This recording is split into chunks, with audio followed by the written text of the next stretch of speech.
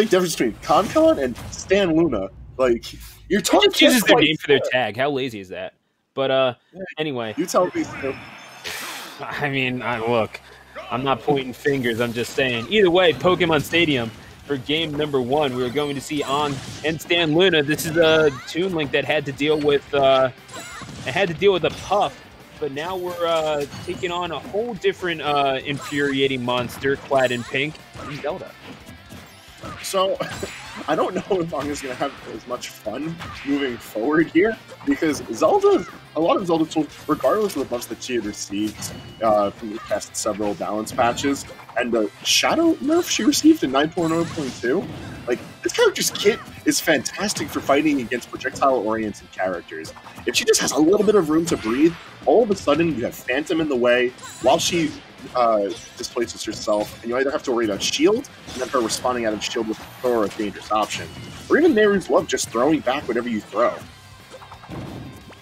Yeah, and this Zelda is gonna just get smacked around by Toon Link. No regards for royalty whatsoever by Ong, as they're going to draw first blood in this best of 3 series. I believe we're back in best of 3 until Region Final, correct? Yes, sir. This is the last best of 3 we've got for the night. And for as many times as I've been doing this, for some reason, that still spurs just a little bit of doubt in my mind, because I remember Bears being best of 5 in losing semis. But nevertheless, that's weird. Look, man, it's Philly, okay? That's what happens. Bad things happen in Philadelphia. Deal with it. Oh, Neutral B is going to get smacked out. And On, again, having no regard. Again, a little bit of a delay with the bomb. It looks funny, at the very least, so we can all have a good laugh about that. But, yeah, StanLoona trying to read these jumps from Ong, but Ong simply having none of it, and is performing quite well. This is going to be a re-grab, I believe, and Ong is not able to take advantage. All right, I like the way that StanLoona's trying to control the ledge here. A bit risky given the percentage deficit, but I guess it paid off. I mean, I suppose so, and this is whatever it takes to take the stock, I suppose. You know, it's something to be said about pragmatism in these kinds of situations, and certainly that up B is going to brook no discourse from StanLoona, as we are down to 1 stock apiece, and it's as even can be until StanLoona decides to F-smash you and just draw. Ooh, all right. The banner and hits the mark with the side B. Din's, oh my gosh. Have you ever seen a side B so disrespectful it made you choke? Well, yeah, I just did. StanLoona, you absolute mad person. Taking game number 1 and loser semis. Ong gonna have some thinking to do. I love how there was only like one little hiccup in Ong's game plan there. And after that, StanLoona completely redlined the momentum of this match and just took it away. Damage aplenty, total stage control, even a fairly early stock. Like, don't get me wrong, Toon Link's on the lighter end, but dying at 88 after the hit, kind of interesting. Either way, very well played in that game 1. Very curious to see if we can carry that momentum moving into game 2, because that was complete robbery. I mean, a robbery or a con job, if you will. Either way, it's going to be Ong that's going to try to gain a measure of retribution. Right back here in Pokemon Stadium for game number 2. And once again, starting out with Phantom. Yeah, take a shot every time you see Wi-Fi Zelda Phantom. So, hey, listen, they throw it out with good reason, especially when you have a character like Toon Link ahead of you. Like, Phantom is able to provide a lot of damage. It provides you, quite literally, just a meat shield to put in front of someone. It forces dispositioning, which, given how important it is for where Toon Link is going to be landing after putting out a plethora of moves, like, forcing them out of their comfort zone is really important. And if you're able to do that from a safe distance, and also be able to position yourself accordingly to react, that's a lot of payoff off of one small commitment. Please don't actually take a shot every time you see Phantom, by the way. You will die. So, yeah, StanLoona hanging on to ledge for just a little bit too long, not able to get that bomb. It's deceptively hard to measure out the timing of that up B, to be completely fair. as Ong is trying to make their way back to the stage. StanLoona providing a daunting task in terms of recovering back to the ledge. Good option coverage and making Ong work for every last bit of it, trying to condition them up to the platform. We could be seeing an up air in the future of Ong. However, it's going to be StanLoona losing the first stock at the hands of this ferocious Toon Link. He's swinging at every opportunity he has. And I feel like Ong has been making really good decisions as far as like specifically where to start the assault here. Like, we've seen Ong get a good amount of damage or net kills off of pretty few interactions, like instigating a lot of interactions because, you know, the nature of projectiles. But like, one thing's just leading into another very consistently for Ong. And I feel like it's because they're giving themselves the stage control to at least press forward with each of these buttons. Like, I was bringing up the value of Phantom for dispositioning someone earlier. Ong is doing their best to just not get thrown off by Phantom's presence. And I think that's pivotal to understanding how your character needs to fight against Zelda. Yeah, and for as much as we've been talking about, the smaller links perhaps pretty decent at boxing.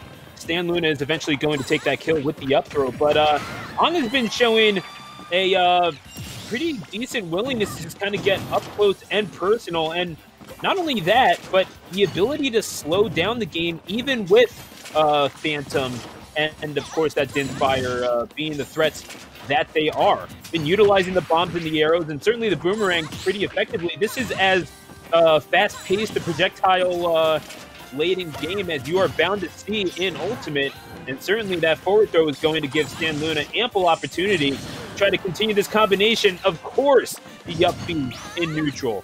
You're a Wi-Fi Zelda. Of course you're going to do that. I've seen Lyric stream enough times. Go ahead and watch that, by the way, because I know some of y'all at Xbox the stream are going to be tuning in and listening to this. Either way, it's another up B. You're going to be seeing plenty of those. And Wind does a great job of being able to catch these landings. It's all about that stage positioning. And the fact that StanLoona can get themselves across the stage in a short period of time and threaten with a pretty large hitbox, like, it gives that much more credence to how well Zelda's tools weave themselves together for being able to control space.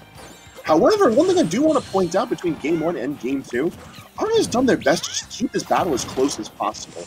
Like, I mean, Ong is doing so well with their defensive most zoners. It's either.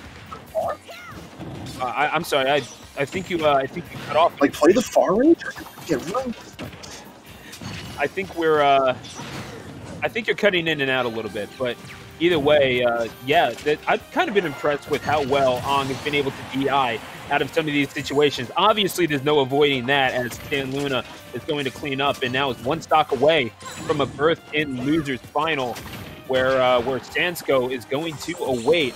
But yeah, StanLoona right now is looking pretty good, as Ong does have the lead in this game too, but it seems tentative at best, especially if StanLoona is able to more successfully slow this game down.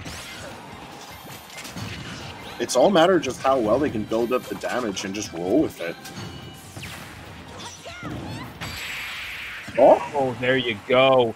Ong is keeping themselves alive in this best of 3.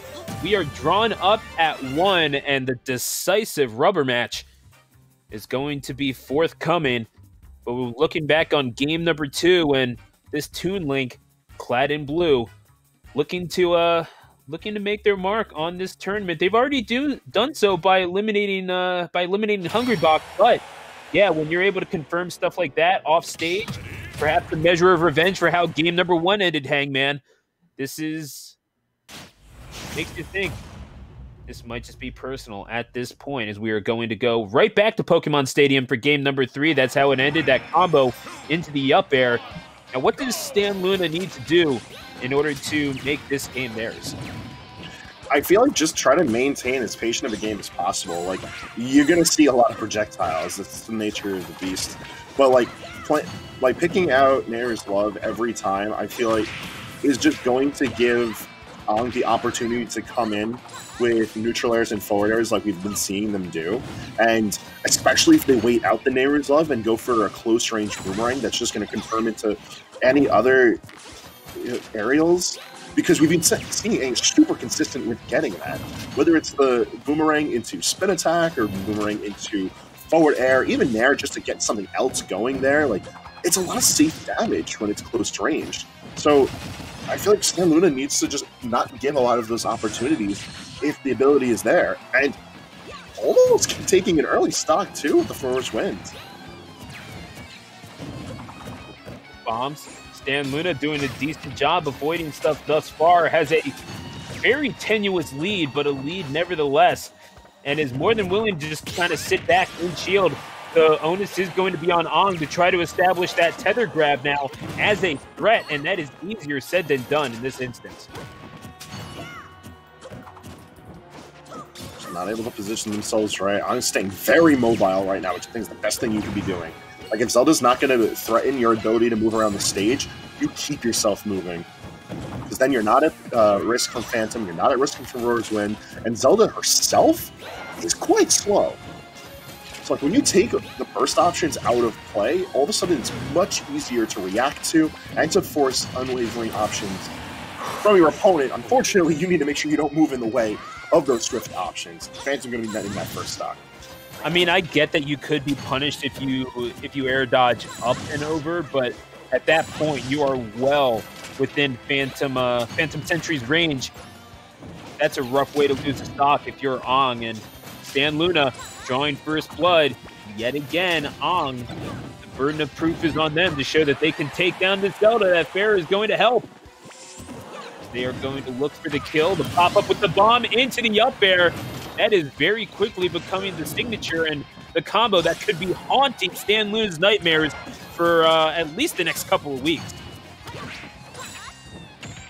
Like, the bomb is just so useful for controlling space, for netting kills where it's necessary, and even just, like, annoying your opponent. It's not particularly damaging. It doesn't lead into too many things because that up air is a DI read. Like, that's not a true confirm. But Ong is just putting it to such good use. Yeah. Well, the thing is that StanLoona is sitting back to the point where, yeah, Ong is going to have to stick their neck out there and take some risks, and maybe they do have the disadvantage in terms of damage trying to read that get-up with the S-Smash. Well guarded, however, by Ong.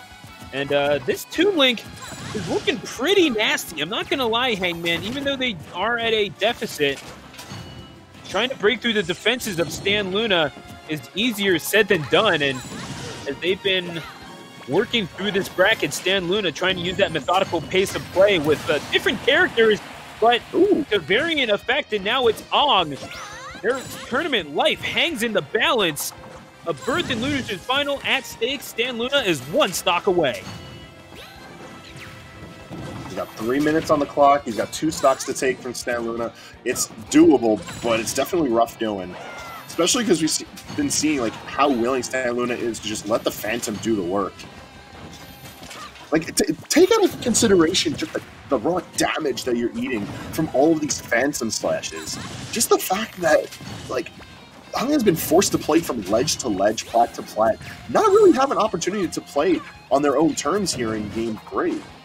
Like, this is very much different from the previous games we've seen where at least Ong was able to break through the zone and get something going. Here, StanLoona gets the hell out of dodge the moment that the Phantom gets planted. I mean, you need to maximize every last opportunity that you can get. Maybe you're only getting 2 hits on your combo. Excuse me, I didn't want to sneeze into the microphone. Maybe you're only getting 2 hits off of your combos, but at the same time, you got to make those 2 hits count. You need to maximize your knockback, maximize your damage, and Ong seems to have found the route with which to do it. Drop in the bomb, the Z-drop into that up air, which maybe it isn't true, but we're seeing StanLoona get caught by it quite a bit, and only now, after sitting back on the ledge and accumulating this 4-stock lead, are we seeing this plan come fully to fruition, because StanLoona, not even necessarily in trouble, but does get caught by the bomb at the ledge. And I don't know what it's going to take for Ong to open up and crack the code of this defensive effort from StanLoona. It's just going to take just pure resilience at this point. Back throw not even killing from center stage. A minute and a half is burnt down on the clock, and the game state has not changed But I spoke too soon, and up air through the stage, and just like that, StanLoona is going to secure a path to the losers finals. Patience rewards.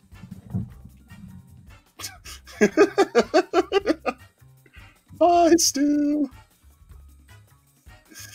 Oh, very well played from StanLoona. Like, yes, there is something to be said about how infamous Zelda is online, but there's a reason the character has garnered such an infamous reputation. It's like you force so many reactions, and you're not even forcing like your opponent into positions where they can have favorable reactions. You're forcing them into whatever they're given. And when someone is forced to just constantly play with scraps, you're not going to be able to get someone off their A game. And that Game 3 is exactly what that was for StanLoona. Constantly playing a retreating game, making the Phantom the primary target, and the receiver of a lot of that projectile pressure. Like, at no point did it seem like in Game 3 with StanLoona really in any reason to change that plan.